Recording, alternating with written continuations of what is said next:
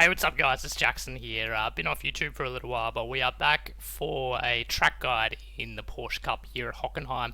Hockenheim National A is the configuration today, and our 1:24.1 is the lap time on qualifying fuel in official race conditions. So let's jump straight into it here, coming down the front straight.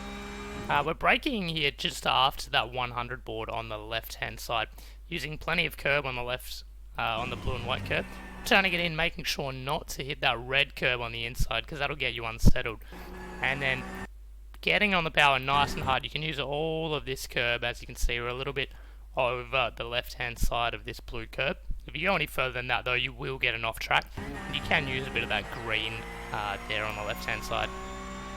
Now lining up into this hairpin, very important corner here to get a good run out. We're braking just after the 150 board, so I'll just put it in slow motion here. Braking right there, hard on the brakes, right on the threshold, down to second gear, and then turning in and getting right close to that red curb on the inside. Again, you don't want to hit that sausage curb because it will unsettle the car. Getting nicely on the power as hard as you can, flat out through this left-hander. You can use plenty of curb, and you don't really need to go all the way out to the right-hand side over after that corner. Not really necessary. Now this is where we take the short configuration. The full Hockenheim goes over here, but we're going to the right again, braking just after the 150 board.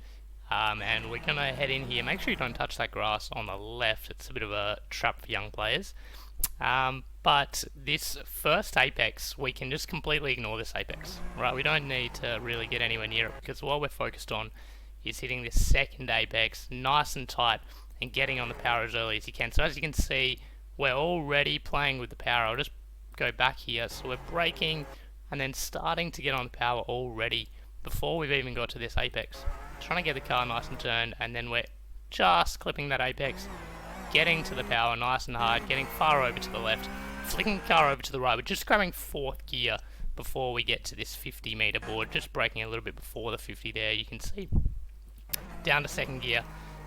Little tight corner here, a little bit of a tricky one. Want to grab the curb on the inside, but you don't want the car to go all the way out there, because obviously we have to get back, grab this curb on the left, and then a little lift to get a nice flow and touching this curb on the right hand side. Now you don't want to really go too far over this curb, because you get a big pogo sort of motion as you come over the back of the curb. So just run up over the curb, get to full power as hard as you can, use that left hand curb as much as you can, and then this is a really fun corner. As you can see, we're braking just after where this wall sticks out, so going flat, braking about now, turning it in, and you want to get the car up on this green curb nicely, about like that.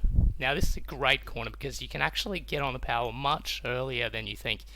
So we're back to full power already here, because you can run all the way out, not just over this blue curb, but all the way onto the green stuff. You can even have two wheels in the gravel before you get an off track, so you can use heaps of road over there. Fifth gear, and then into the stadium section, tight corner here. Braking just a little bit before the change in surface.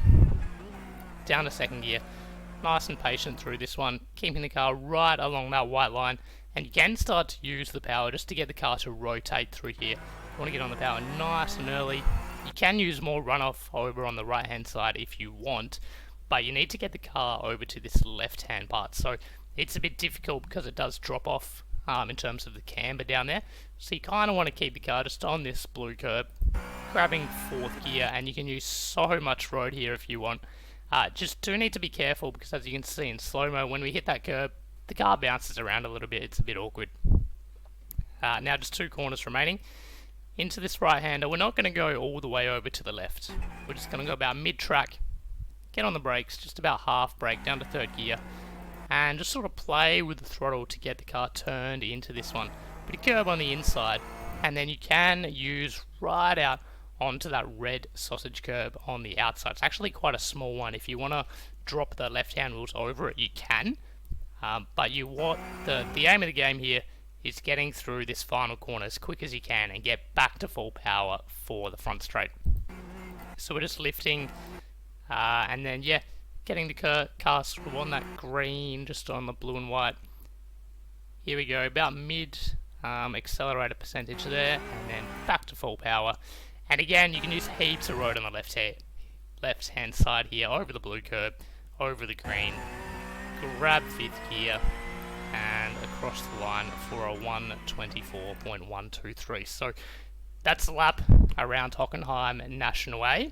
Let me know what sort of lap times you're doing. If you did find that video helpful, please make sure to hit that like button. It really helps out with the YouTube algorithm, and it helps me to keep posting these videos.